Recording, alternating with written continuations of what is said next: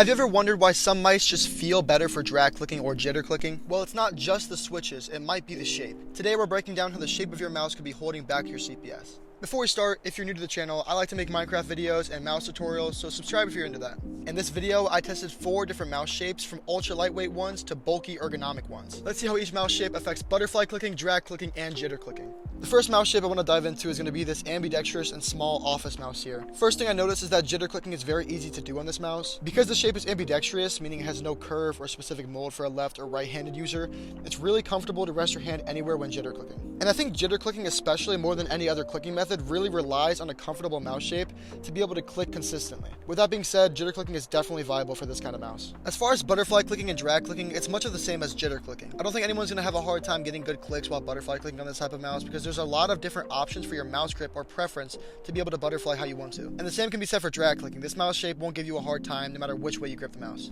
The next mouse I'm going to test is going to be the Razer Death Adder. This mouse is an ergonomic mouse, which means it's designed to fit right-handed mouse users more comfortably. As far as jitter clicking, I think a mouse like this can be a little bit more difficult than a flat and symmetrical mouse. Despite Razer's mice being known for being some of the best jitter clicking mice out there, I think that this specific model, being ergonomic, takes away from the performance of jitter clicking. The way I jitter click, I like to pinch my index finger and thumb together to create tension and click fast. And I find my hand positioning on the mouse to be uncomfortable at times because one side of the mouse is higher than the other. So for me, I think it's easier to jitter click on the right side of the mouse more so than the left, because my finger is closer to the right button since the shape is lenient towards that side. That being said, it doesn't make a massive difference, but it's just something to note. For butterfly clicking, I can sometimes feel my hand get caught in weird spots from the shape after trying to alternate from clicking on the left side and then the right side, but overall it's still solid. And lastly, for drag clicking, I wouldn't say the curved shape plays much of a role at all, because when you're long dragging, your hand comes off the mouse anyways, so you don't really notice the shape too much. Lastly, I want to talk about mice that are bulky and a bit more vertical. I don't really have a mouse that fits this exact description, but I can use my Rocat Comb Pro since it's a little bit bigger than my other mice. I actually think jitter clicking on a bulky mouse is one of your best options. Because a mouse like the Logitech G502 or Razer Basilisk has a little bit more weight to them, it actually helps with aiming in game when jitter clicking,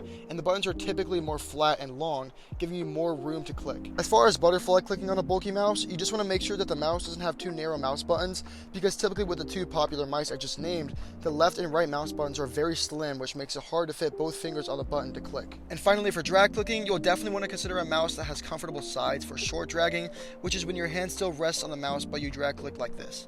So all in all, the best mouse shape for jitter clicking would be a flat and ambidextrous mouse. For butterfly clicking, it would also be a symmetrical mouse, but it still is doable on all 3 shapes as long as your mouse has wide buttons. And for drag clicking, you won't really have a hard time on any shape, but for short drag clicking efficiency and comfortability, I'd stick with either a symmetrical mouse or an ergonomic one. So yeah, shape definitely plays a role. It won't make or break your CPS, but it could make one technique way easier. That's going to wrap up this video. If at any point you were curious about mastering each of these 3 clicking techniques, I have a link to all 3 of my tutorials on each method in the description.